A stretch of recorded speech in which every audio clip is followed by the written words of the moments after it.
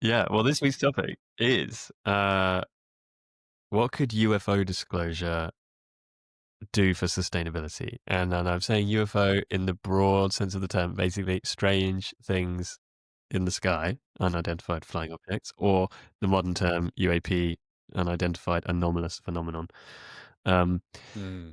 and I know, like, just to qualify this up front, um, I know there's still a lot of stigma around this topic, and I don't know who you are as a listener, but you could be in one's, you could be super interested, or you could be like, oh my god, this is a crazy topic, I don't want to listen to it. But actually, I think I'd say from both perspectives, from if you're super into it, then I think there's a lot of really interesting conversation to be had in terms of how could it help shape our thinking around sustainability. But if you're like, oh no, this is nonsense, it's still interesting just as a thought experiment. And so that's what I'd sort of say up front, just for, depending on where people land on this topic at the beginning. I think by the end, people might be like, oh yeah, that was interesting. There's different ways we could think about this sustainability. And for those of you who listening who are like, "Oh, this is nonsense," I mean, spend 5 minutes googling. I mean, honestly, these days Yeah, there's like so much out there. We're really. I don't think we're being really out there at all. If we're seriously having conversations about UAPs, because there are very serious conversations happening about UAPs at public disclosures, government levels. There's been public, the US, what they call congressional congressional hearings. There's been hearings. lots of stuff right now, and this is stuff coming from very reputable and very good sources. Yeah. Yeah, exactly. And that's the reason we're talking about it, is because we are at this time when you've got people in senior positions in government going under oath talking about this stuff, as well as, on camera in interviews, um, revealing. But is it a psyop? Well, it may be. I genuinely, haven't ruled it out. Like I said to you in my voice note, Hmm. I don't know. Like, there's a Hmm. lot of interesting stuff around this topic. I've got views on it, but one of my views is that I don't know. Yeah, yeah, yeah, Could well be a psyop, and I think it's probably a bit of a mix. I think I yeah. think there's Could be probably both. a it's probably a mixed bag of things where there's like psyops, especially U.S. government psyops, um, tend to be a mixture of truth and fiction. And Uh, it's one of the ways that they create confusion, and they basically can kind of protect themselves against leaks, because the stuff that is true is so mixed up with absolute nonsense that when people then find out, like, oh, but like the US government did this, people don't believe it because they associate that thing already with something that they also think is nonsense. yeah, So it's kind of a very, very good strategy for kind of keeping things not just secret, but even if they leak out, like, kind of keeping them out of like serious discussion. is the reason why there isn't as much effort put into sustainability by multiple governments around the world, and sustainability in the broadest concept, because they know aliens are coming, and they're like, listen, guys, that isn't your problem. We need to sort some other stuff out. I mean, I hadn't thought about that as a perspective, but I mean, here we go. We're only a couple of minutes in, and already this is interesting, right? Because, Yeah, because I mean, was it 2 episodes ago we were talking about end times, and like whether yeah. there's reasons to Are be, these the end times? Yeah, yeah, are these the end times, yeah. and maybe end times doesn't literally mean end times, but it just means some sort of great like transition or big shift in society, and there is a load of stuff around, particularly um, 2026, 2027. Mm, Lots of people, you know, who are in official positions, in the intelligence communities, and in connected with the UAP phenomenon, mostly giving the date 2027 as like there's going to be an event, um, but it's never defined what it is. It's very, very mm, mysterious. Jeremy Corbell, who's one of the kind of main sort of journalists that's been focused on this issue for a mm, long, long time. Uh, oh, I think he seems like a decent guy. I mean, you can never tell, but I think I broadly think he's trustworthy. mm, It's my gut mm, feeling. mm, He put out a video about a year ago saying that like he's seen documents that people, because he gets shown things that he's not allowed to publish by mm. sources. Yeah. And he said he's seen documents that show that this date of 2027 goes all the way back, like decades. And it's a very specific year, and there's a bunch of other people who talk about it. And he said, but the interesting thing was, he said that 2027 is the date when we're all going to be told a big lie. We're going to be told A a big lie. lie. A big lie, yeah. And there's going to be something that they tell us is real, and it's going to be a big lie. And I'm like, oh, that's interesting. It might. I mean, we have to wait till 2027 to find out whether there's a big lie presented. But it will be a lie. well, It will, that yeah. was. He was saying he might be wrong, but this is like what he's been told and kind of aligns They're with planning the documents the he's seen. documents he's seen are the planning for the disclosure of a lie, which we think is probably going to be partially true. So there's some sort of truth to it, right? So something's going to happen, but they're going to lie about what actually happened. That would be my hunch. My hunch would be that there is something real that happens, and it's kind of spun in a way that is like fits the agenda of powerful people, powerful organizations. But it is very, very mysterious. So I don't want to say what this event would be, because I don't know, and even he doesn't say. And these other people I've seen mentioning it, just dropping it in conversations. They never say what the thing is. They just say 2027 is like the date that keeps being talked Wow. about. So You get more followers if you don't actually, reveal that. You leave the mystery. Follow me for information about the 2020. Yeah, there's like, it's like the year 2000. oh, yeah. Well, there's the quantum apocalypse, which I was researching today as well, which is kind of wild. Yeah, well, I Around mean, the there same is time, yeah. this question around like, is there a connection between quantum computing, artificial intelligence, UFOs, um, maybe other weird things that are happening around this time of history, and it's quite possible that we're especially with sort of quantum uh, technology. There's all sorts of, not just computing, but like all sorts of weird things that humans are doing. Who knows like what effect that is having in some like other kind Yeah, of realms of reality. Like yeah, yeah. it Could be doesn't. ripping apart other universes and just to do a calculation about Yeah. financial probability. It's just you destroyed our entire universe. Just think of that. Yeah, Yeah, exactly. yeah. Exactly. So, but also the thing you said, like, do they, do people in like high levels of power know there's something coming, and that's why they're just not bothered about solving some of the problems because they're like, actually, Well, sustainability, I think, has lost its timbre yeah, as a end of times uh tool. So for a while, it had this kind of like, this is the end of times, and we all know how wrong that messaging was, right? But it had like an end of times thing, and everything you just described is an end of times thing, um, which are kind of useful tools useful tools as organize as governments to well, keep and maintain and control power. Yeah. yeah, you need something to keep people afraid, Mm. and if you keep saying the same thing for long enough, then I mean, some things if you keep saying them for long enough, people believe them. But if you keep trying to make people afraid of like a boogeyman that never quite turns up, Yeah. and I'm Yeah. not saying that You have like, to you have to flip to a different boogeyman. yeah, exactly, and I'm not saying that in the context of saying that like environmental problems aren't real. I'm more just saying it in terms of like the apocalyptic like predictions Yeah. that were given. Like some of those dates have already passed. Some of the things that Yeah. like people were saying decades ago. Um, Mm. and it's not that bad things haven't happened. There've been wildfires and big storms and so on. But Mm. um, Oh, I would say no, but I would definitely say that what you and me, and I would argue kind of most of the people who are more involved deeply in this space would think of as sustainability is a very different type of problem than a sector of there seems to be two camps of them. We're exploring like this broader aspect of sustainability and how it's more about.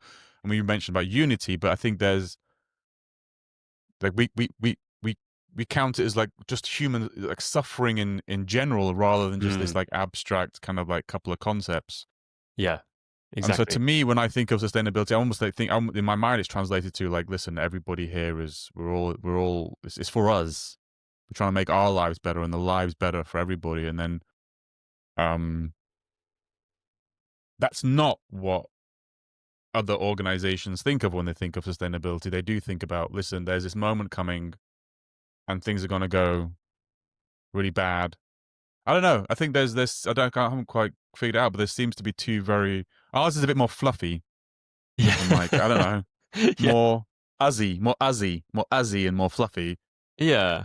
Yeah, no, And definitely. this other, yeah, Yeah, I think because ours is much more rooted on like on the general principle of, as you said, like reducing suffering and giving everybody the opportunity to live a good life in whatever way that means, rather than like focusing on like a specific threat. So it's like you've got yeah, threat um, threat avoidance, threat mitigation is, I think, kind mm, of what yeah, mainstream sustainability has become, mm, rather than, I think ours is a more broader kind of looking for the opportunity to for, evolve society in a good way. yeah, yeah, yeah. When we want to move us towards something, and they're trying to move away from something. I don't know. I don't know if that's the way of Yeah, putting it, I but think that's a good way of but it's putting it. also but also what the what we're describing, there's no money in it. We're not describing like $1 billion, $1 trillion industries. We're describing like very much the opposite, and it's not linked to a lot of things. I don't know. I've forgotten. I've kind of put you off. I've even forgotten what you were just talking about. Well, I mean, your point was just to kick us off about, are elite people, Mm, who are running corporations or just, have a lot of political power or economic power. Are they just focused on other things because they know stuff about like what's really going on behind the scenes in terms of the trajectory of humanity, that means that their yeah. priorities are different from the rest of us? And so while we're focused Mm, on, when I say we, I'm just broadly, I'm using that other kind of mm, um, collective sustainability community identity. Um, like, are we focused on things like climate change, but missing some other things that yeah. those people know about, and they're just kind of keeping quiet because somehow, for whatever reason, it doesn't suit their agenda to put it on our agenda. Mm, mm, And you do have all these things, like you've got, for years Elon Musk has been talking about like we need to become an interplanetary species, yeah. and he's building space rockets supposedly to Bezos try and built do that. rockets as well. Bezos, Because yeah. Bezos knows something, I don't know. Yeah, we talked a couple of episodes ago about like, billionaires with bunkers and this sort of thing. So there's Mm, like weird stuff going on, and that might all just be because they're like boys with toys and they, want to go to space and they're rich. So, why not? But I can't help but think that there is something going on. The fact that you have these like hearings, even if it's a psyop, the question in my mind is, if you've got official government hearings happening, talking about these things, and very credible government officials. When I say very credible, I mean in the like mainstream public view, very credible public officials talking about these things on camera. I I sort of feel like, well, if it is a psyop, we still have to ask, why are they bothering? Like, why are they doing this psyop? What is the psyop for? Because no one's asking. Like, the mainstream public aren't asking them. Like, oh, well, tell us about the UFOs. Like, mm, mm, it's actually kind of the opposite. Where until really, really recently, if you were somebody in a like official position, particularly in politics, but even just generally in society, like even now, like I'm a bit self-conscious talking about this on a, small scale podcast. We are, Like, we have delved yeah. into the cancelable territory. But Yeah, anyway, so the question is like, why are they going on record? Why are they holding congressional hearings when this is not a popular thing to be doing? You're not going to win votes doing this. You're not going to win credibility. Like, on the surface, there's not like money to be made in an obvious way. There may be money to be made, but not in an obvious way. Um, so if it is a psyop, which it may well be, it still raises the question of like, well, there's something weird going on here. Something super weird, like that they're putting this on the agenda, and then weirdly, like you've got you've got all this going on with all these people officially talking about this stuff, and then the mainstream media like barely touches it. So there's like this Yeah. strange kind of juxtaposition of like, well, we've got sort of Yeah. official people like sort of bringing stuff out into the open, and then at the same time, it's also sort of being sort of quietly ignored Mm. by mainstream media as well. So there's a whole dynamic that, to me, sort of says there's something to see here, and I think this is a sort of a general theme in life. I think for me is like like look at the gaps. Like it's like magic. It's like Mm.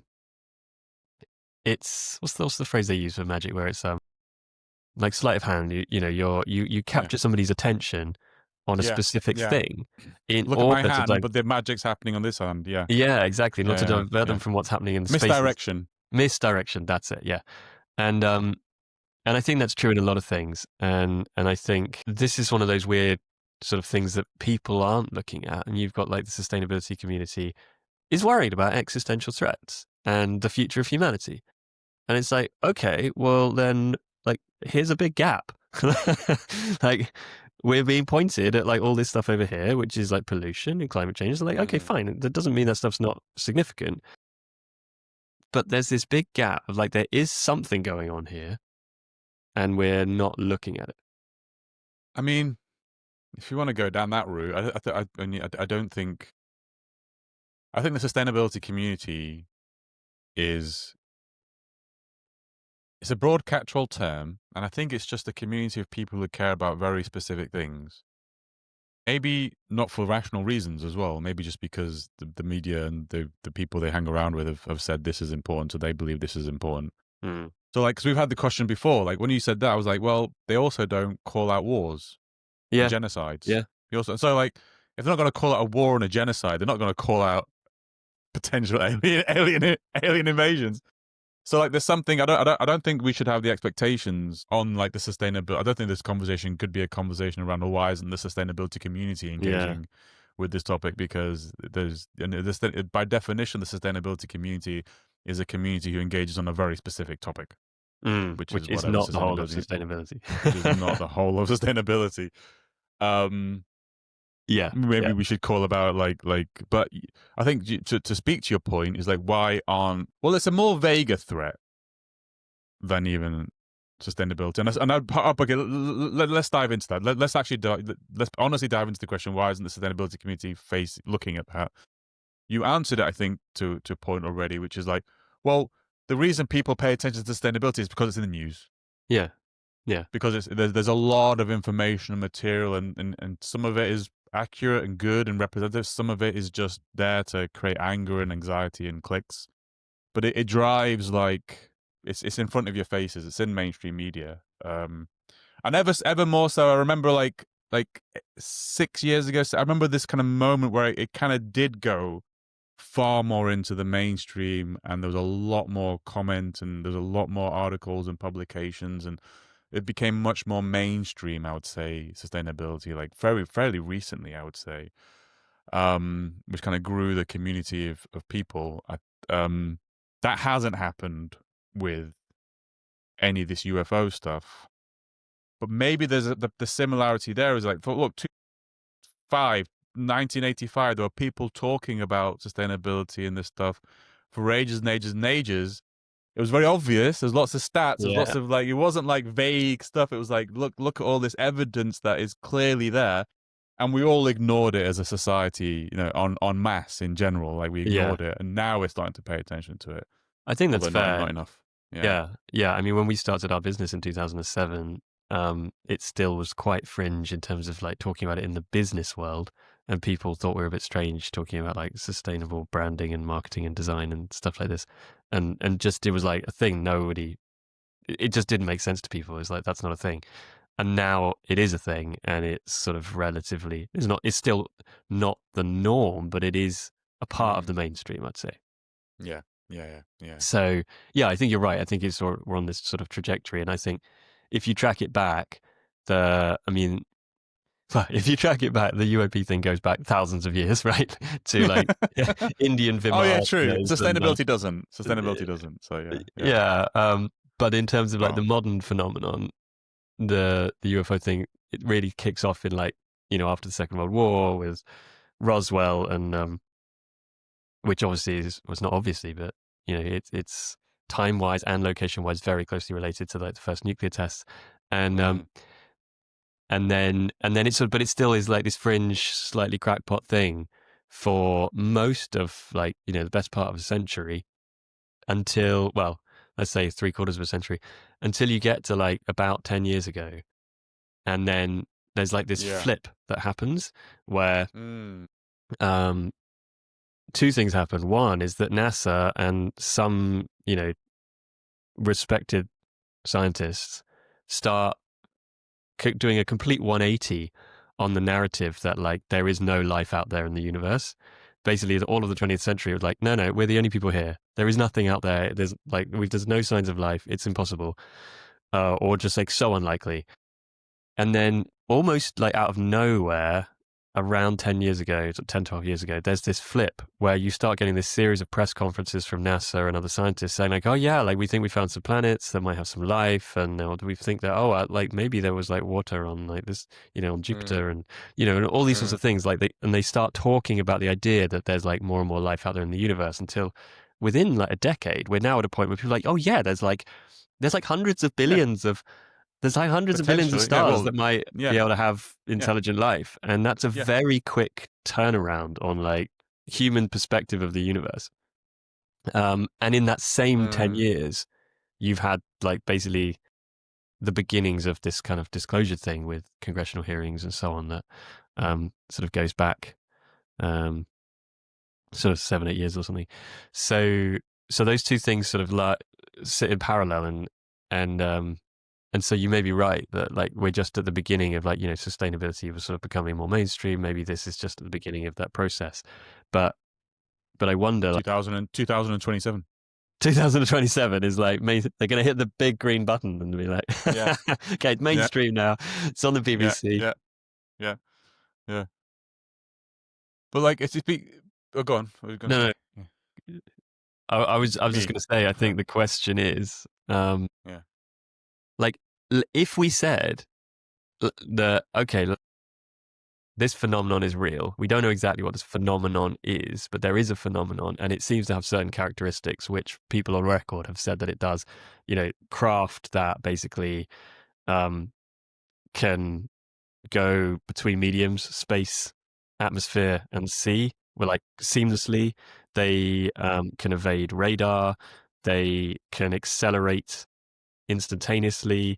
They can travel at speeds that like no craft that we know of. I'm going to caveat that no craft that we know Uh-huh. of Uh-huh. could travel at, and they have all these properties that basically would mean that in order to do what they do, even if like you said, oh, it's the Russians, it's the Chinese, like whatever, right? Maybe it might be, but even if that was the case, the amount of energy required with our known physics to build not that we know how to build a craft like that, but like the amount of energy required is so enormous Mm, that mm.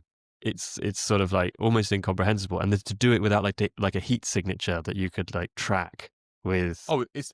I would argue it's definitely a technology that is not even remotely something that we are aware of, and so yeah. whether or.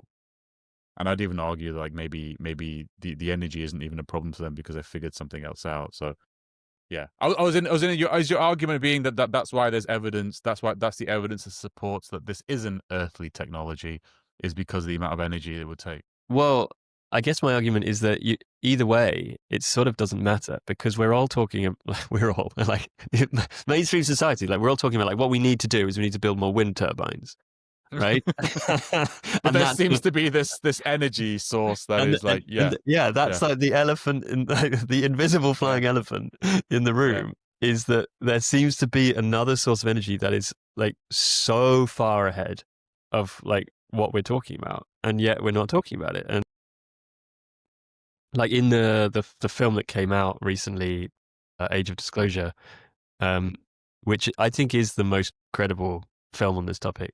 And that's I'd also think that ironically it's part of the disclosure program. Uh, it's part of the sale. Yeah. We'll Yeah. see. Time will tell on that. But you've got scientists in there who are saying that like their calculations. These are government. People worked on Mm. these programs um, in the government, saying that their calculations say that like for these craft to do what they're observed doing, like one craft would have to have like multiple times the entire energy output of the entire United States, and you can't Yeah. detect. There's no heat signature. So, Yeah. and Yeah. they said that they've only got two hypotheses of how this could be done based on like, and they could be infinite ways, but the only two hypotheses they've got are 0 point energy, which is basically pulling energy out of the ether effectively, because all of the universe is full of like vast oceans of energy, which most scientists say is not possible. But well, what if it is? You would only need a tiny fraction of it, and you'd have like more energy than we're currently producing as a planet. um, and then the other theory they came up with is even wilder than that, which was quantum entanglement being used for like pulling energy from other sources Other in other sources of parts of the yeah. universe. Yeah. And it's Yeah. like, okay, well, yeah, I mean, I don't know. I mean, I'm way underqualified to judge that.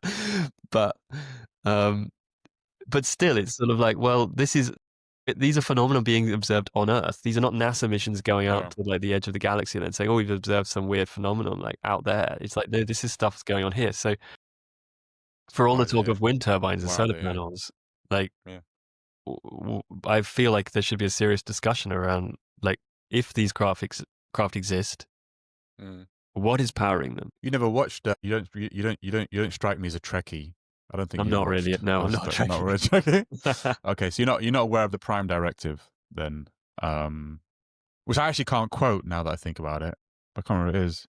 It's this law in Star Trek, which is you don't interfere. That I think the planet you don't interfere with planets, un, with developing planets unless the planet has unless you can detect a warp signature.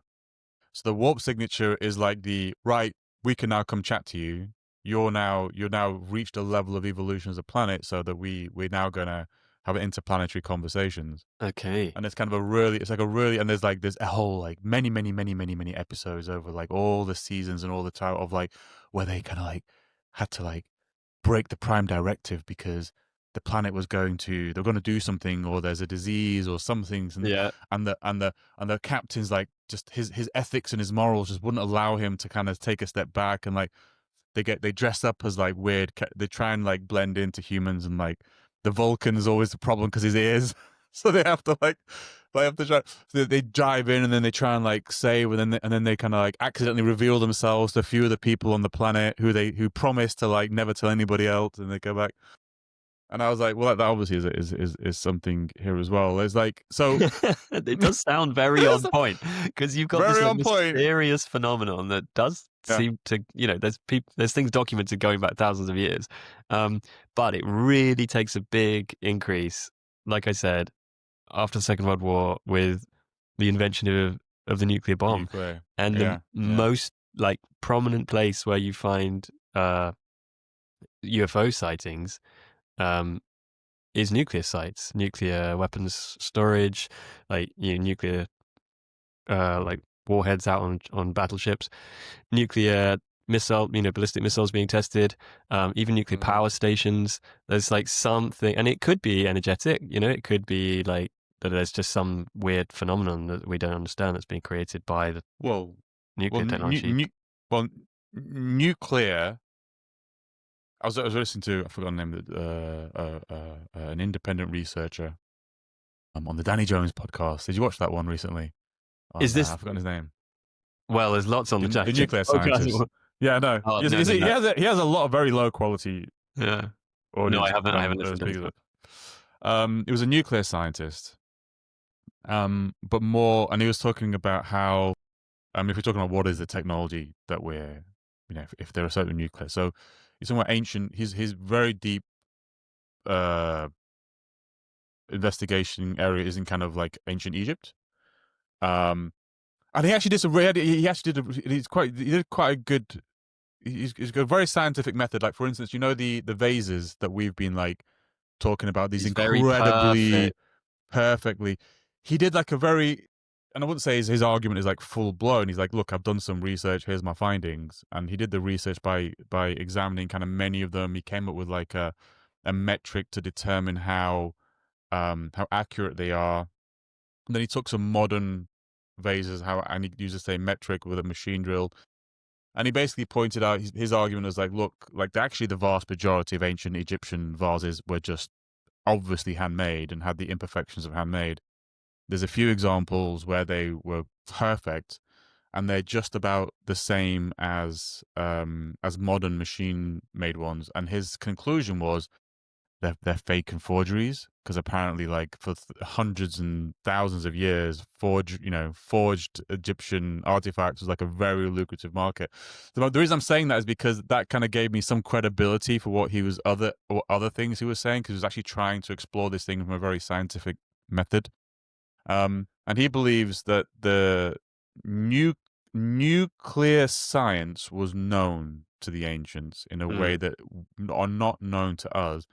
And by nuclear science, he means like literally like the science of understanding how atoms, and like nuclear physics, that the mech. It's not just about creating explosions. It's about kind of understanding how to manipulate matter at that level, and Yes. that most of what and how most of the stuff was built was like you could actually, if you understood how to manipulate granite on a nuclear level, it could kind of like melt and form and be malleable, and Mm. that's how you. And so, like you just mentioned, like there is so and the 0 point energy is kind of like the bit beyond below like nuclear. So there is like something there about kind of understanding how like this technology, like maybe nuclear is like, oh, have they figured it out yet? Oh Yeah. shit. Yeah. Let's Exactly. go check it out. Let's check it out, because nuclear. I suppose the other observation there is like nuclear physics is not just about blowing shit up or making a lot of energy. It's potentially a very powerful science that we haven't all like explored to the level that we could, and it has many other applications in this world. Yeah. Yeah. Doesn't explain flying saucers though, No. but No. But yeah, no. No. But I know what you mean. Like you've got nuclear medicine and yeah, so on. yeah. And yeah. And in there's a great book called The Hunt for Zero Point by a guy called Nick Cook, who Mm, used to be a defense journalist. And uh, and interestingly, he goes really really deep. He spent like 10 years like traveling around the world researching it. But one of the mm, strange things related to that he comes across is that this whole kind of weird history of like 0 point energy research isn't just about producing energy. There's like also stuff around transmutation of materials. Um, yeah, yeah. and You basically, yeah, if you got enough energy and you know how to control it, then you yeah, can manipulate matter on a like an atomic scale. yeah. And it's like, it's sort of you hear from sort of the ancient world the idea of alchemy Mm, and turning mm, base metals into gold and so on. And mm, obviously we're always told, well, that's ridiculous. It's impossible. And it's like, well, it's impossible in a conventional sense, but it's not actually impossible mm, in physics. It's just very, very difficult to do. Um, but if you have a source of energy and a way of controlling it that is sort of completely on a different level, then all sorts of opportunities open up. And so um, it's not, we're talking often, in the sustainability world about not just climate change, but like cleaning up pollution and things like this. And it's like, well, and how do we get rid of our waste and, all these sorts of problems we have and restoring the natural environment? It's like, well, actually, if you could harness a form of energy that could manipulate matter in mm, a fundamental way, and mm, you're using it in a creative sense, not a destructive sense. So you're not blowing stuff mm, up like all mm. of our energy technologies Blowing stuff until up. other Yeah, than other than yeah, renewables, but yeah. yeah, all of our non-renewable energy technologies are basically blowing stuff up. You burn it. Well, the nuclear industry started from like the Manhattan Project, and Yeah, all of that. Yeah, blowing up Japan. Yeah, yeah, yeah, exactly. yeah. But if you had some sort of technology that was like fundamentally the reverse of that, Mm, that could like harness an energy in the universe that like pulls things together, and mm, it opens up the questions around that we talked about before, around like how does anything organized in the universe exist? Like, how do we have planets with life, and like, mm, how do we mm, exist like with these bodies that have been put together? mm. There must be some sort of force that is creative. Um, and if we could flip our way we think about energy, that it's actually about pushing things together rather than Yeah. rather than blowing them Well, apart. creative, Create just just creative creative rather than destructive. Yeah, creative it's the energy. divine Yep. feminine rather than the divine masculine. Well, I was gonna because I remember because of the last episode, I kind of gave you the half thesis, and I realized afterwards I forgot to give you a one point of my half thesis, which was like, what's the point in everything? I don't really know, but it seems to be related to energy. Like plants organize themselves in a way that the most efficient way of taking energy that they have access to and turning it into something. I don't know what the thing is, but like it's energy. Um, Steve Keenan, like the economy, we pull so many different things into our podcast. Steve Keenan, the heterodox economist, has a thesis about how governments and countries and like we shouldn't measure ourselves through GDP. It just seems very arbitrary and doesn't really tell you anything. Whereas if you actually look at how the world works and why there's certain wars that happen, why there's certain politicking that happen, it's always about energy. It's always about energy. And that really we should have a metric for measuring the success the a metric for measuring countries should be based upon how much energy they have or they take and how efficiently they convert that energy to some sort of maybe dollars, some sort of useful like end product. Because if you, it kind of makes sense that each country is like the amount of energy you've got is proportional to everything, to proportional to the welfare of your people. It's proportional to how well you can defend yourselves. It's proportional to what you can manufacture. It's proportional to everything. So energy seems to be this fundamental aspect of all of our lives. We've spoken about how like access to energy has transformed more for the lifestyle of people on this planet than anything else. One second. So access to energy has kind of like really transformed. I'm gonna make a little note so I cut that out. Should I cut it out? Yeah. 51 minutes. 51 minutes. Let's cut it out. I forgot what I'm saying. Oh yeah, No, there's a button but called access to Mark Clip. energy. Access to energy is it's key to everything. It's key to everything that we've been talking about. When we talk about sustainability, what have we been talking? You mentioned wind farms. What have we been talking about? We've been talking about fossil fuel production. I remember Michael Schellenberger in his Apocalypse Never book, which I was told never to read, and then I read it, and I was like, oh my god, this actually makes a lot of sense. Which is like, look, all we needed is nuclear power. If we just enabled nuclear, if we just let it go on so many fronts, it would just solve so many of the sustainability problems we have right now. It would raise the livelihoods of so many poor people around the world. It's just like the most unbelievable technology that we're kind of restricting, and many people in the sustainability movement have been active in restricting nuclear Yeah, rollout yeah. for a variety of reasons.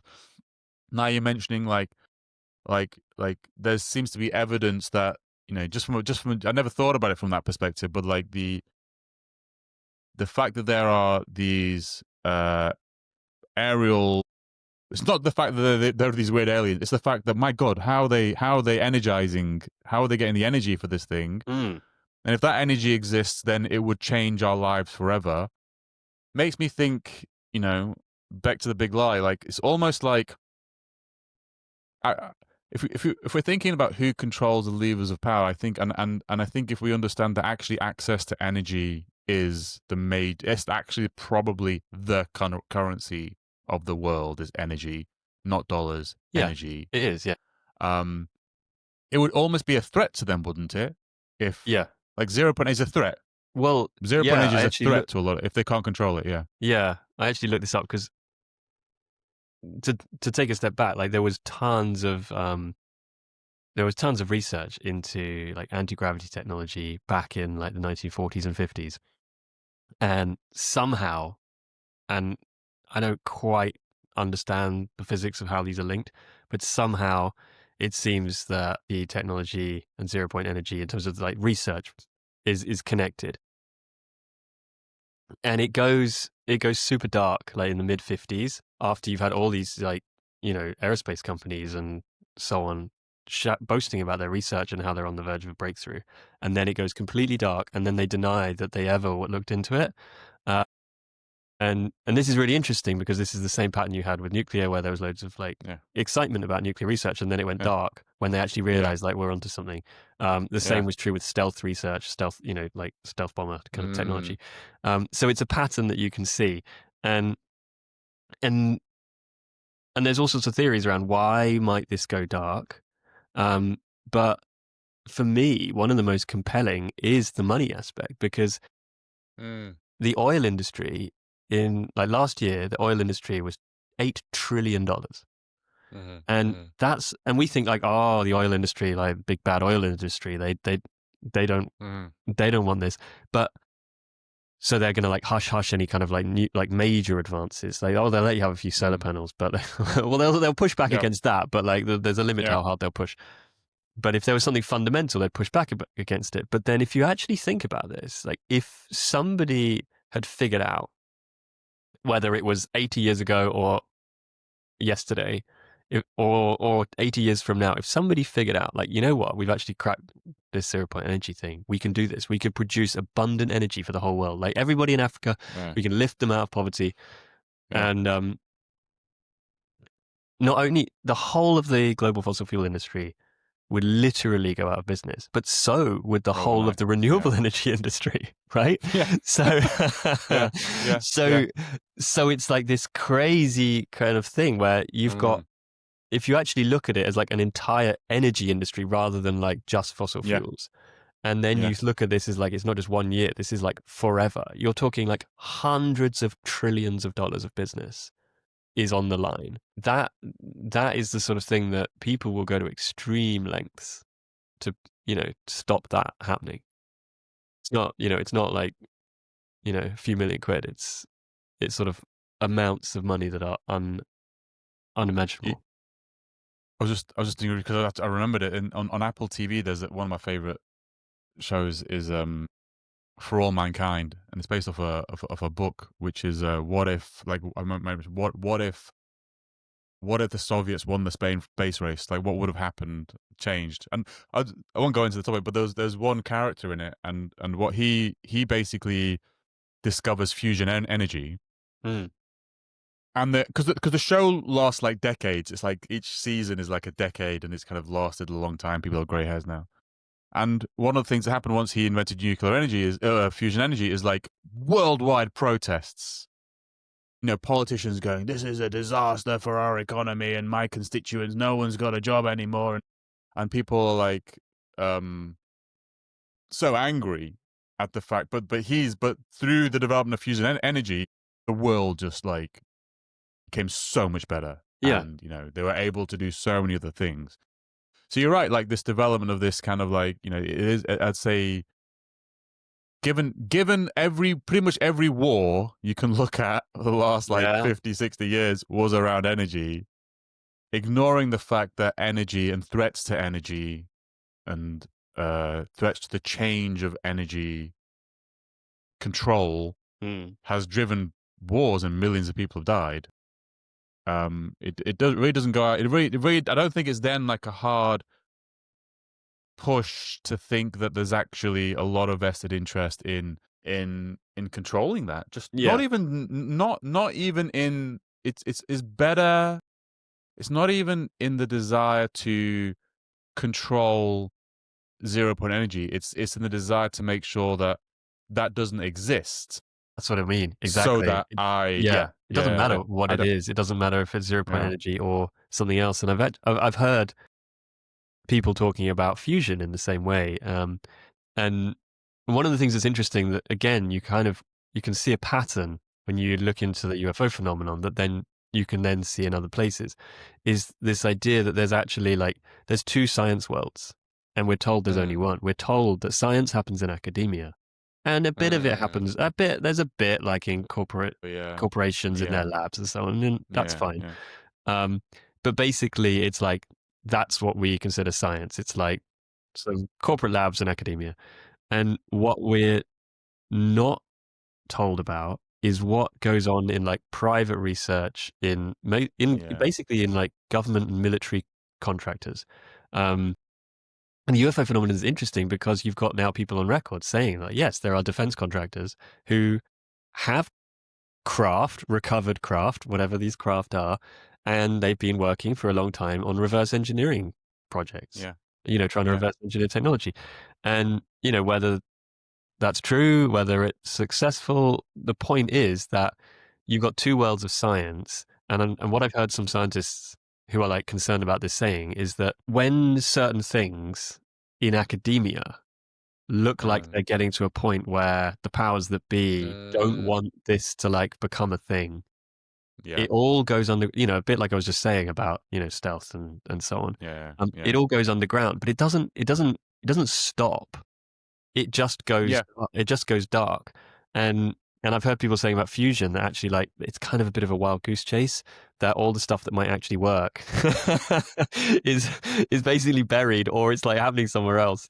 Um and that's Right. why Okay. this joke of like, oh, fusion is always like, oh yeah, we're like 20 years away from fusion, and it's like, yeah, but like you said that 20 years ago, and Yeah. like it's Well, always, a lot of things people say that, yeah, but like I can imagine, like, and knowing how academia works, and saying that actually, I think the academic method is like, or the scientific method, I should say, not the academic method, is like probably one of the truest and a really honorable way to live, like living this kind of scientific method that's kind of, developed. The academia, I think that if you really wanted to, if you gave me like $100 million and said you need to develop a technology, I wouldn't give it to academia. I would get a right. private, because the academics will be like, we need to publish some papers, because actually that's really what we're all about. It's the academic world is Prestige. all focused on prestige, and there's this whole like ecosystem there, and it's not really about, there's a lot of science that doesn't get done because it doesn't fit into that mechanism. Whereas if you just open this a private thing and you said, listen, you just got to do it, and you're going to get measured on this one thing, which is like the delivery of this thing, I think that money would go potentially way further from that, in that direction. Yeah, I don't know if that's what you want to do. So yeah, but then I don't know, man. What would it be? I mean, I hear about this stuff. Like I hear about, yes, apparently, like Lockheed Martin, for one example, has recovered. Like I just imagine what it's like being like the CEO of Lockheed Martin, and you're trying to sell people this one thing, but you also know that an alien craft exists. And like if you're Elon Musk, let's say Elon Musk knows about this Yeah. stuff, like fundamentally, why the F is he building rockets? Like I what's know it would be the, so demotivating, wouldn't it? To yeah, like, yeah, can I just use that, please? It'll be save me so much time if I could just use that anti-gravity technology. Do you know how much effort I've had to put into getting these rockets to go up and down? Like that's what makes me feel like, I feel like Elon would go like, do you know what? F you.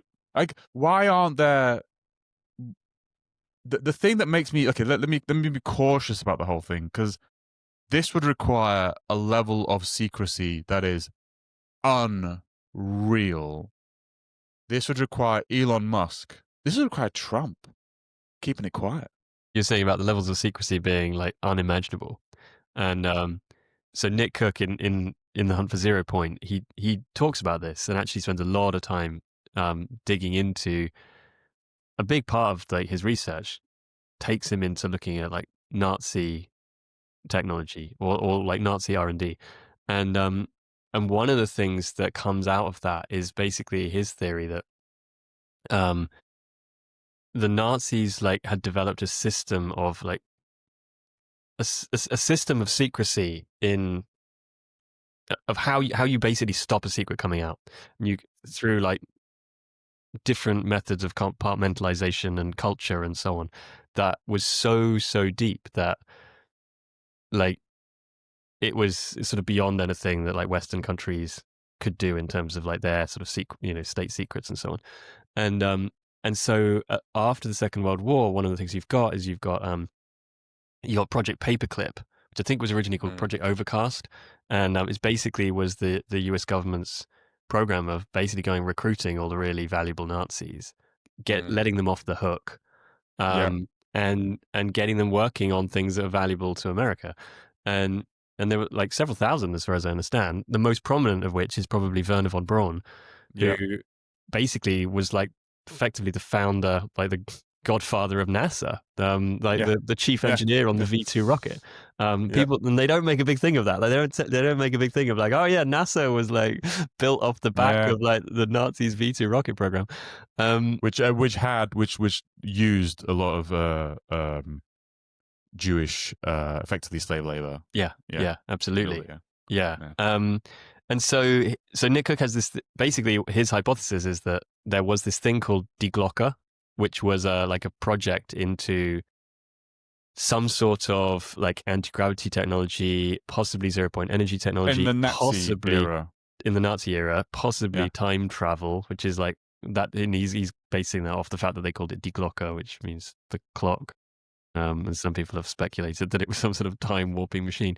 Okay. But that's interesting because even in the age of disclosure, like they talk about like, well, if you were going to create a craft that did this, what you would do is you basically create a space time warp bubble, which is Yeah. effectively some form of time travel. So Mm. anyway, the point is that he basically says that he thinks that when the Americans recruited all these Nazis to come and work in their like very special programs to benefit America, they didn't just import the technology, they imported the culture. And a big part of that Mm. culture was like basically the deep black research Right. program formula of like how do you bury stuff so deep that like nobody can know it's there, even the president. Mm. Like, so you say Mm. about like how did Trump keep his mouth shut? It's like, well, you know, he might not have to because he he Well, won't even be told. well, then that I mean, I would that I was thinking about it just now, but I was thinking about like what like that, and I'm not saying I believe this. I was just thinking through like what would be the only mechanism that I think would work in this situation, and I think because I would agree. I think that the, whatever the mechanism is, I think you could create a system where most people who are involved in it and in an everyday activity could either be oblivious to it, or you can even come up with mechanisms where they knew about it, but they were just under so much pressure that they wouldn't do it. What I'm interested in is more that Trump kind of billionaire class Mm, for yeah. whom a lot of those, like what even threats could you give them which would make them think, I mean, when you've got like $400 billion, I mean, there's not much in this world that you could, there's an army, you probably couldn't defend against an army. So the only thing that seems to make sense to me is that um it and also I think what you just described, it's not a government, it's a separate entity to a governmental Well, in effect, organization if you're yeah. I not, mean, it's yeah, basically yeah, outside of the democratic outside of, system. yeah. And it would Yeah, like it would live.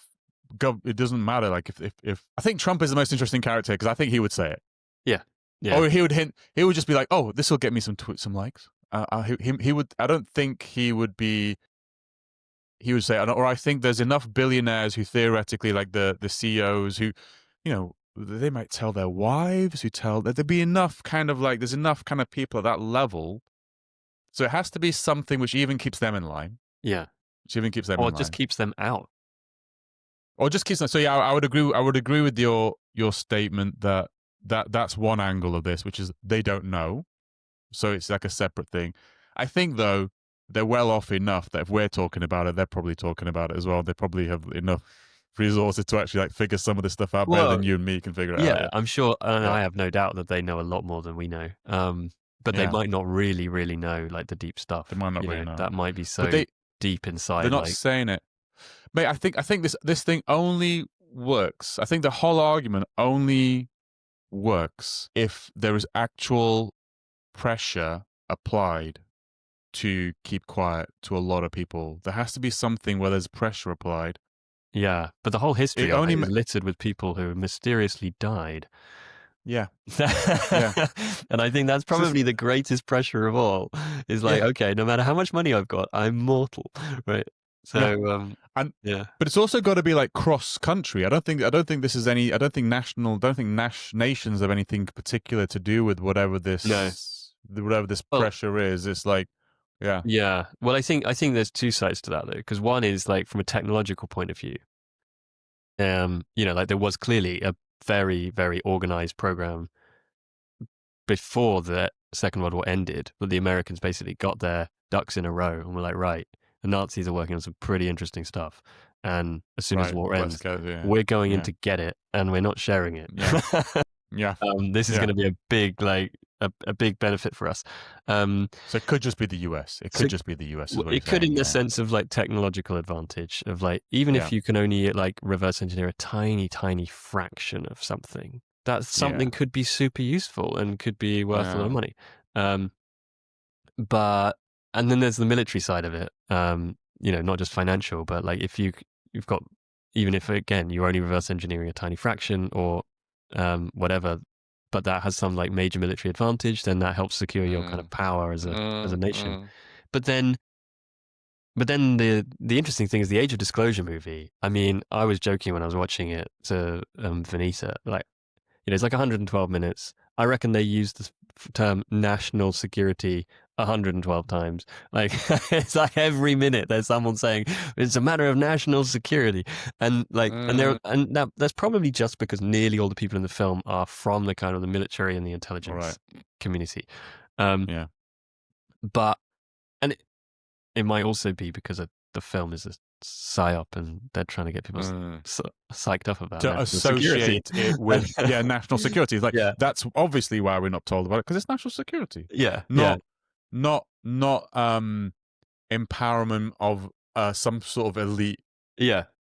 thing. Yeah. Yeah, exactly. But they do say in the film, in the context of national security, that like the Americans aren't the only people who have programs that are monitoring this stuff, trying to recover things. Um, and so there's like one angle of like some people um, basically saying like, oh well, like it's like an arms race, it's like the Cold War over again, where it's like it's a race to try and like harness this technology because whoever gets it wins. Because if you could harness like some insane amount of energy um, that's just on a different, order of magnitude to current technologies, suddenly like you'd have so much military advantage over the rest of the world that nobody would be able to touch you. Um, so that makes sense. But then there's also the idea that actually maybe they all just kind of know about it, and then maybe they're all talking to each other because they're all Right. like, "What the hell is like we?" Well, We're all kind of out of our depth here, and it's a bigger thing than like geopolitics. just imagine. I don't think that. I think there's too much self interest in the political class to kind of No, but I mean care about. self-interest in the political class being like actually they're all kind of part of the same class. Like elite Chinese, elite Russians. You know, And I think there's a once you lot of get connections. to, I do think once you get to kind of the billionaire level, you don't feel like you're part of anything. You feel like you're your own. You're a country yourself. You're sovereign, rather than you can do whatever you want. Let's walk through just as a thought experiment. I was just thinking, let's walk through like what might have happened. Like Nazis, you take over there's some Nazi technology in the US. You're probably some division that has a lot of autonomy. You're working in a very black, maybe very few people know about what the hell it is that you're doing. You probably have a huge pot of money that you can spend on whatever the hell you want, and it's probably really hard to even kill you after not kill you, kill the program after you've done it Mm. because you it's like you've just invested in a startup, and you can't really kill it. It's like you're just giving a bunch of people a bunch of money. They then go away and discover 0 point energy. just discovered. So there's a group of people now have 0 point energy. Would you then go to this kind of leadership that changes all the time because it's based upon like politics and democracy? Would you even feel yourself that they are your boss and you have to report this back up? Or Mm. would you go, I seem to now have all the power in the world to do whatever the F I want. I'm not going to give it to the government. In fact, I'm going to stop anybody else from getting this technology, full stop. Because basically, if you're the first person to discover 0 point energy, you kind of want no one else to discover 0 point energy. You kind of want to keep it secret, right? Secret's yours, and you're desperate for not to leak. Because as soon as it leaks, your power is diminished. So then now you've invested like billions and billions of dollars into this entity that's dying to discover 0 point energy. They discover it, and suddenly they have all the power in the world, and they then form their own entity, whatever it is, and they're cross regional. They don't feel affiliated to any particular country. They only feel affiliated to maintaining their own power, like everybody in power is affiliated to maintaining their own power. Then they would go out of their way to stop anybody else from discovering the same technology. Mm. They would be the people with the power. If you're asking me, like, what would Trump be scared of? I think they would be scared of an entity with infinite energy that could spend a gazillion gigawatts to fry your brain, just because they might have a button that just they can press, they can just kill anybody in the world. Yeah. Then with that amount of energy, it kind of gives you this unbelievable. So it has to be somebody or some entity with so much more power than you that even 100 billionaire is scared shitless, Yeah. and that would have to be that. Yeah.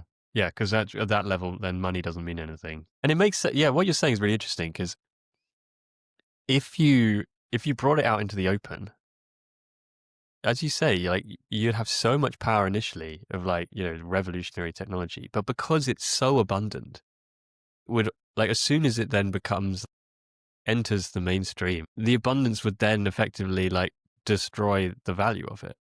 Um, it's just like energy is now just abundant. Other people can make these machines and so on and so on. Once people know it's possible, then other people start Mm. engineering them. Who- I mean, you could also, sorry to interrupt. You could also argue, if I was in that situation, you could also argue. I'd probably rationalize it to myself, thinking if I gave this technology out, they'd all destroy each other. Trump would use it for something Yeah, dumb, yeah, right? So I'm actually saving the world by making sure that this technology isn't invented by yeah, anybody else. yeah. Yeah. Well, this is interesting because there's an Austrian engineer called Victor Schauberger who I'm quite a fan of, and he did lots of interesting things, and he was particularly focused on like how do we do engineering in the way that nature does engineering, was sort of his philosophy. And he was working on some sort of vortex energy machine for the Nazis during the Second World War, right?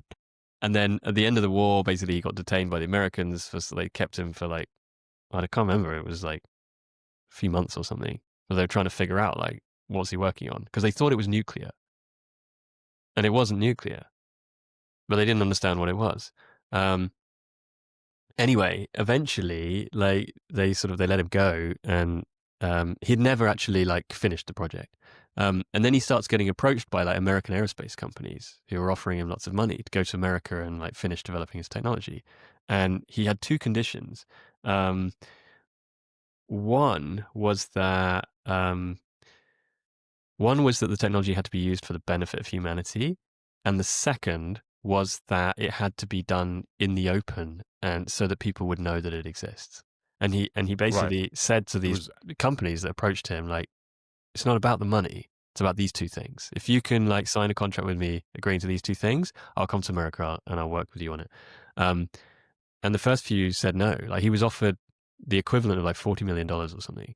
And he was like, Mm, no, if you won't sign these mm, two things. But he was like, why won't they agree to these two things? And then eventually he gets approached by like a consortium of like strange characters. uh-huh, um, again, related to American uh-huh. aerospace sector, who do persuade him that like, okay, we'll do these things. and Mm. come out, and he was like 80 or something by then. So he went Mm. with his son, who's also an engineer, just I think because he was old and he needed Mm. somebody kind of by his side. And he didn't stay very long because he basically was like, okay, they've agreed to it, I'll go and I'll start working on this with them. And then he basically, something happened where Mm. him and his son Walter got the sense that actually these people were not benevolent, and that Right. that essentially they realized that while they were looking at this from the point of view, this could end all of humanity's like material problems. Like this Mm. technology, if we had like abundant energy, not only does it power Mm. like things that are useful in our daily lives, but you can also use it to like clean up the environment and stuff. Mm. Mm. That was sort of one of his visions. But but then he realized that, oh my God, like you could weaponize it.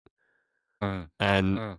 and I think my understanding is like basically he felt like that was what they were going to do, and he said screw that, and he left, and he like he didn't live very long. He like died like a few weeks later or something after he got back to Austria. Wow. But but it's just interesting that like, okay, these defense contractors were approaching him, offering him lots of money, and they won't agree to two basic things: it's for the benefit of Mm. humanity, and it's out in the open. They weren't saying give it. He wasn't Well, saying giving it away for free. He yeah. was just saying it's got to be like Yeah. Oh, publicly right. Yeah. known that this is Mm. a thing.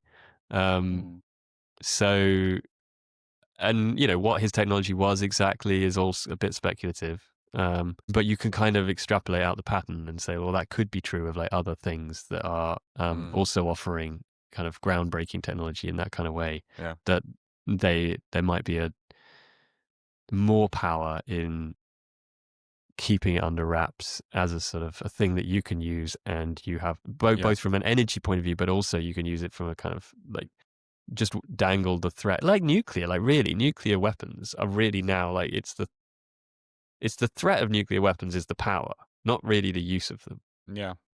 Yeah. Um, so if you had Yeah. something God. more Yeah. powerful than nuclear weapons, you can like you can do whatever you want. Like the world's your Yeah. oyster. You don't need to Yeah. tell people you've got it. You just need the people who you need to influence to give you what you want in life to know that you have extreme power. Well, you probably do need to express it in certain ways. You probably do Yeah. need to show them your unidentified aerial phenomenon that you own, all right? To demonstrate to them, maybe the big shows that were all over America recently were them going, Trump, look what we got. Yeah. Well, Get F and around. yeah, I mean, it Yeah. wasn't just in America. It was in the UK. It was in Germany. Is it okay? Yeah. I Yeah. have a Yeah. feeling there was some weird stuff going on in China. I'm not sure. Right. Okay. Yeah. So like and I think that's what's the big lie? Well, Three What's the Eye big Atlas is lie? very well.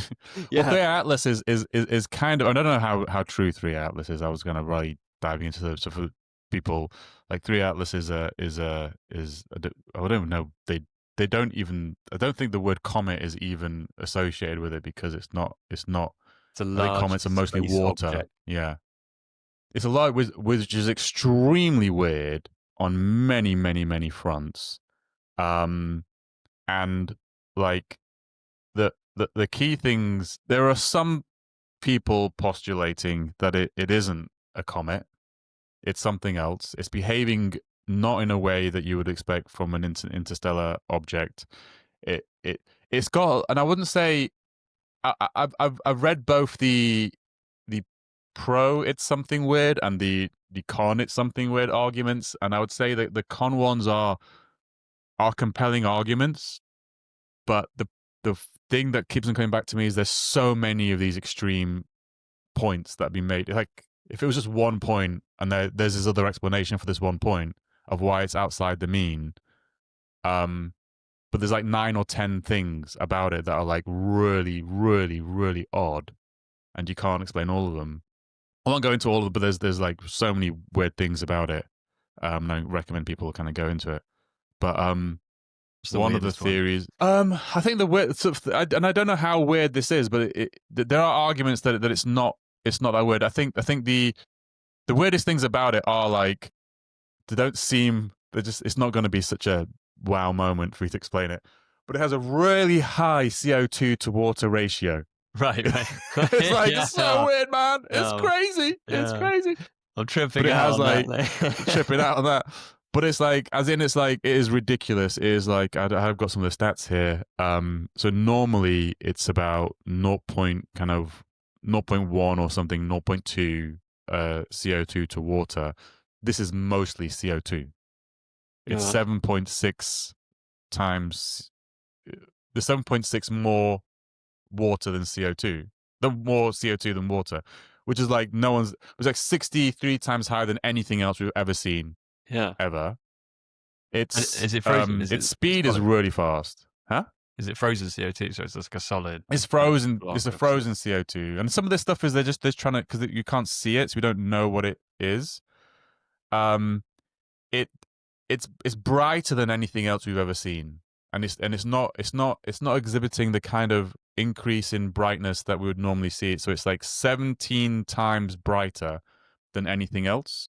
And it's like it's a square law. So the closer you get to the sun, the brighter it gets. So 17 times brighter is actually incredibly brighter once you get closer to the sun than anything else we've ever seen.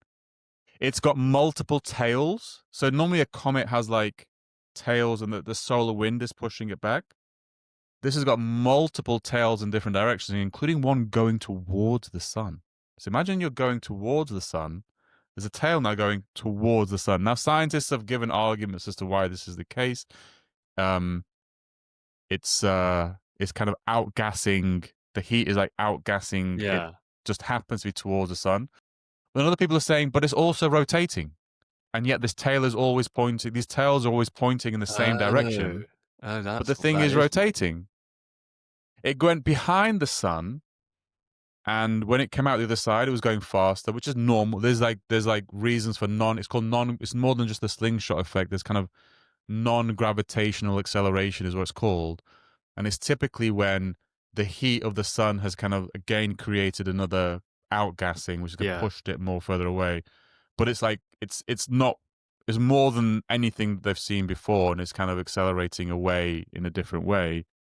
And just kind of like where it's got so many little weird, and it landed because our solar system has like a plane of the elliptic, so it's Yeah. kind of like that, and it's not like the same as the rest of the galaxy that we're in. It's just we just happen to be lining up like that. It's come in at that exact plane, which is weird. Like statistically, for something Yeah. to have Just come randomly in from the somewhere else in the that galaxy. that exact plane of the all of our planets are on, it's somehow managed statistically to come through and just get very close to a number of the planets, which is like Mm. statistically like really, and Which just you'd have the to be on timing that of it. plane for that to happen, right? You have to be on the plane for it to happen. So I'm just saying, like, each and every one of these has like a rational explanation, but all of them together feels a bit odd. Yeah. Um, and one of like the Avi Loeb, who was like a very not, he used to be quite well respected, and now he's gone off the rails, which to you and me is like okay, Yeah. but Well, I mean, yeah, he went off the rails a few years a ago. while ago, He yeah, I yeah, think he still is. I'm not quite sure. Head of astronomy at Harvard, I think, yeah, I or is believe it so, yeah, Stanford? Yeah, yeah, I think yeah. it's Harvard. I don't, yeah, yeah, So he was like, until fairly recently, a lot of people said he's like the most respected astronomer in the world. And then yeah, there yeah, was this thing, I think it was called Uwamama or something, uh, yeah, yeah, and yeah, which yeah. was maybe 6 years ago. When was it? It Well, was less than another that. comet or It was nothing. less than Yeah, 6. Maybe it was yeah, only like 3 or 4 years ago. yeah. Um, Mm. which was this other object that came in, and he basically started putting his voice behind the theories that like this doesn't fit the conventional Yeah, explanations, and yeah, maybe it's not even like a natural object. And he had theories about like what it hypothetically, hypothetically it could be, how it could display yeah, the behaviors it's got. Um, yeah, and that's when, yeah, I think that's when people started saying, "Oh, he's gone off the rails," because he started talking about maybe it's a non-human made craft of some kind. yeah. Um, But like, yeah, but I mean, his theory is, and his theory is it's actually it's not a good alien. His theory always is like from the dark forest. Like why do we not see evidence of civilization around in the galaxy if life is abundant mm, and the galaxy's been around for like billions of years?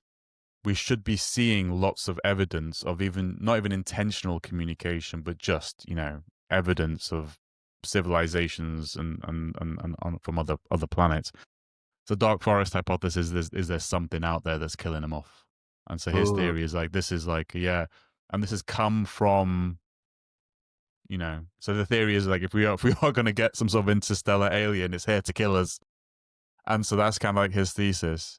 And one thesis is like it has kind of like come past, and it's look, it's zooming out again. It's not like it hasn't just come and stopped, but it could have like sent off and spit off some like drones or subspacecraft or something like that's coming to us. I mean, if that's, I mean, what's the lie? What's the lie? The lie could be like aliens are here. The lie could be, I mean, if let's forget about the dark forest hypothesis. It does feel like 2027 does feel like something. I don't yeah. know. I mean, I'm a very imaginative person, so I can convince myself of anything Anything if I is really possible. want to. Anything is want to. So Yeah. I could convince myself that 2027, the aliens who've come from the Atlas are going to land on the Earth, and then they're going to lie about something. Mm. I mean, well, I mean, but we don't know. That's the point, isn't it? There's weirdness, and we we just know what we're told. We can't go up there and check it. So, um, it's good to have an open mind. I I wonder if the lie is something around, sort of related, something around like a global threat. Yeah.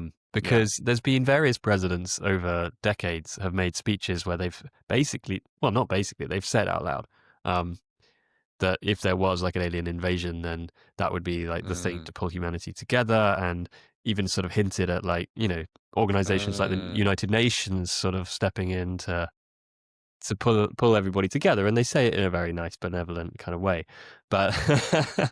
but it would also, just in terms of the pattern, I guess there's two things. One, if there was an alien invasion that was malevolent, it wasn't like dangerous. The lie might be that they don't tell us the truth, because actually then we'll all go completely crazy and everything will fall apart, and that would actually be the worst thing in terms of like, because then we'll have no chance of dealing with anything because we're all hysterical. Um, Yeah. on the other hand, the lie could be that we're gonna like basically realize that we're not alone and that there are other beings, Mm. other intelligent species here, and they're going to tell us that they're scary, because that's kind of the pattern of governments use like scary things to take away freedoms and claim more Mm. control. And when I say governments, I mean like, Mm. elites, Yeah. and their government friends. Yeah. So, um, and I don't know, but I'm sort of, I'm wary of, I'm wary of anything where the news media is like shouting for us to be afraid. And Yeah. and Yeah. and and with the whole Avi Loeb thing, I don't know. Like, he could be legitimate and he could just be his theory. But then the fact that he's like head of astronomy at Harvard and was like so well respected, and you've got this weird disclosure thing going on, makes me wonder whether he's part of some program to like Yeah. basically like drip weird stuff out and like, Yeah. start amping up Yeah. the fear just Yeah. a little bit. I was asking Claude. I was like, Claude, this guy feels odd. You know, Right. So you felt professor that. at Harvard. Yeah, I felt like I was like, this feels odd.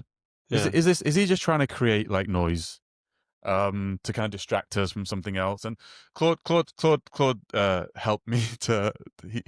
Yeah, they did some analysis with me, and it was like because he's been doing this for quite a while. Yeah, but I don't know. I don't know if I'm convinced by what that conversation I had with the AI. Who was trying to convince me it's not true.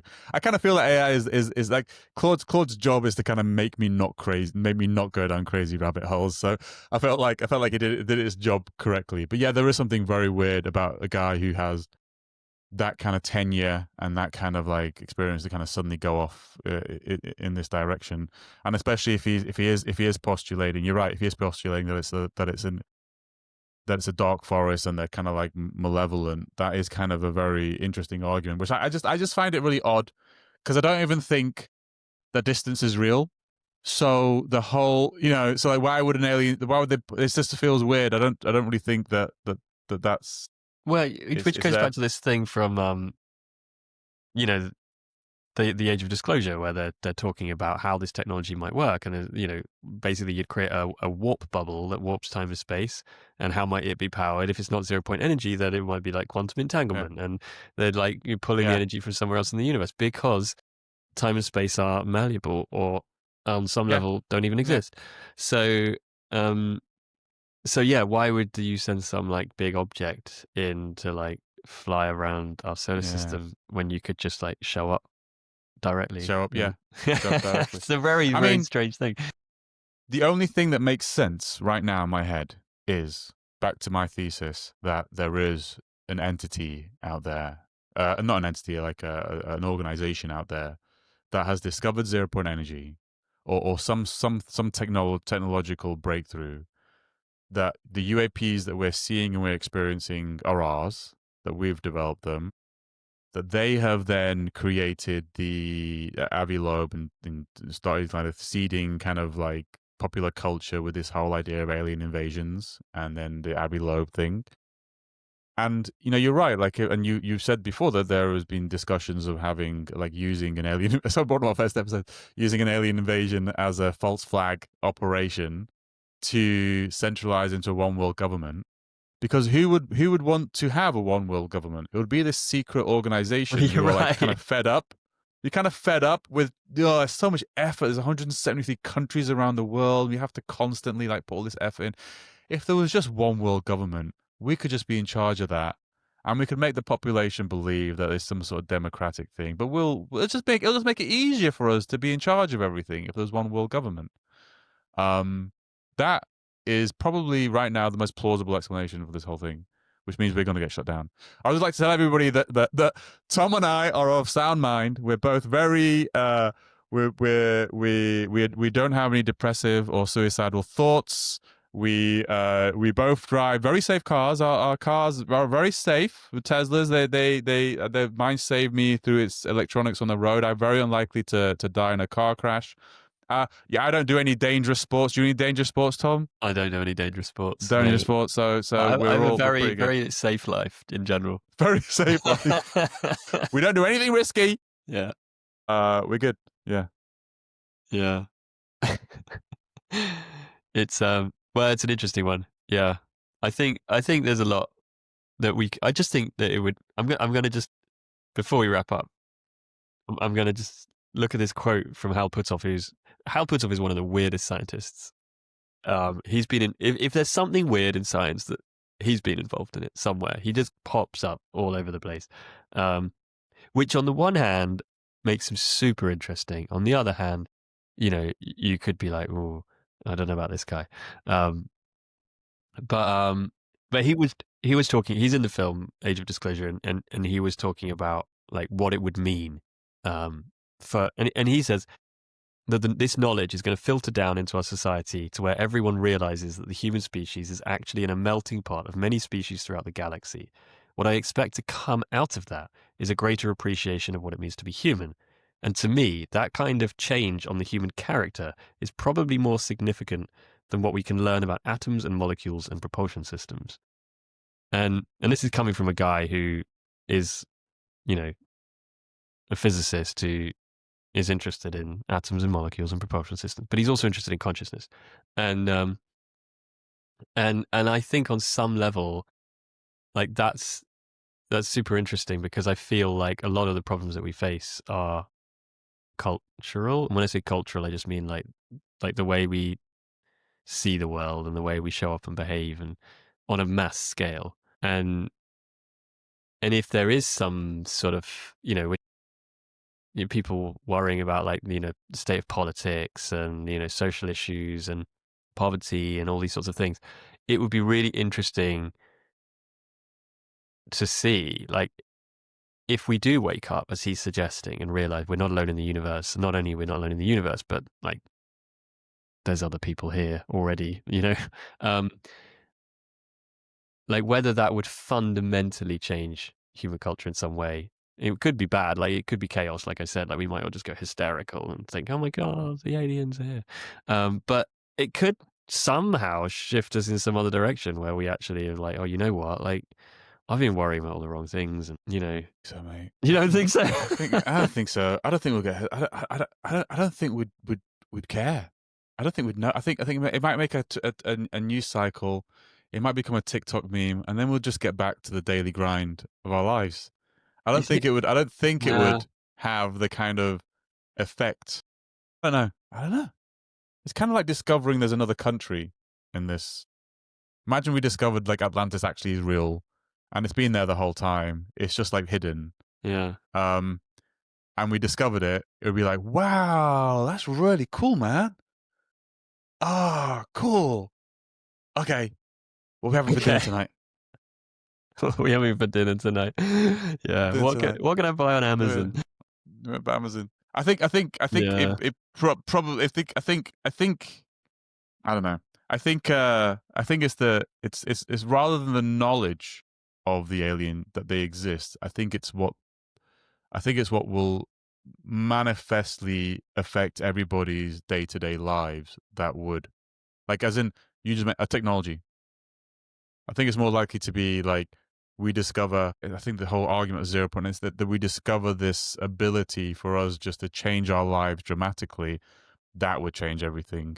I think if we all had access to unlimited amounts of energy, it would change how we behave, how countries wouldn't go to war anymore. You wouldn't want to, I don't know. It feels like Yeah. that would be more impactful than just the pure knowledge of the Well, I think it existence depends of it. what the knowledge was. I think it Yeah. depends on like what this like what we become aware of. If you become just Yeah. aware that there's some other beings there, you can't really see them most of the time, and they're just busy doing their own Yeah. thing.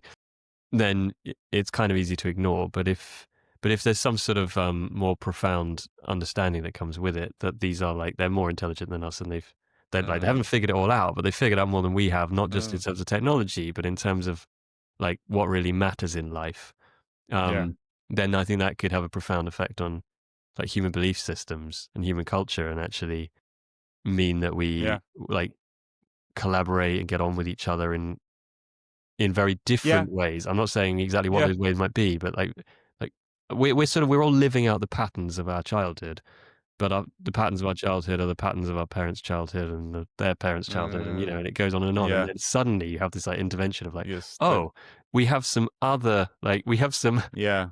like some Yeah. There's other non-humans ways with of, other yeah. ways of being Yeah. Yeah. to sort of contrast ourselves with. That could be like fundamentally um, I mean, if they, like, I was changing just imagining, our like, culture. what if on my street in 2027 there actually is about 5 lizards and they all come out the front door and they pull other. Actually, thank you. I'm just coming out now. We've been here there's actually loads of us. And let me now show you. I'm now going to sit here. We're going to meditate. I'm going to show you how to astrally project. It's a pretty cool skill. I do it all the time. And you're like, wow, that's cool. And then you'd like learn this kind of like new way of like being. Oh, by the way, this is how they built the pyramids. In fact, everybody can do it. It's quite easy actually. You just have to sing in a certain You tone. just have to sing in a triangular formation. Triangular formation, and then yeah, the granite just melts. It's pretty cool actually. Let me show you. I mean that would be revolutionary, and it would be a complete threat to the, because anything that changes like the power structures, the power that is it wants to revert to its own maintaining its power structure. I think that's what it is. So if the 3A Atlas is like actually going to send out like nice happy drones, it's going to come and show everybody what it's all about. They would want to tell the story that actually. So if the big lie is like 2027, we're going to be. There's actually a good thing perhaps that's going to come, and the governments are going to say it's a bad thing, and so that's Could actually be. going to be kind of interesting. Yeah, Could I be. love that. Oh God, there's so much good stuff here, man. You've destroyed me. I I'm gonna be And you have thinking to about wait. You this. have to It's wait too. until 2027 to find out if. I mean, there might not be anything. 2027 might be the But most 2020. uneventful year in history. Who knows? No, mate. 2027 is going to come along, and you and me are going to be on tenterhooks for the whole year looking. We're going to be, is this the lie? Is this the Is lie? this it? This Is one? it this? Is Yeah. it this one? Or is it this one? I think it's this one. Look, but I have to go, and unfortunately, I don't think we've covered the topic on how this affects sustainability. I think maybe we did. Loosely, Okay, we'll leave maybe that open to loosely. interpretation. leave it open as per usual. As per usual. Okay. Yeah, All right. I've got to go, unfortunately. It's been wonderful. This has been a really fascinating conversation. I'd actually happy to chat for another hour, but unfortunately, we'll go. that's okay. Okay. Catch you later. Bye. Bye.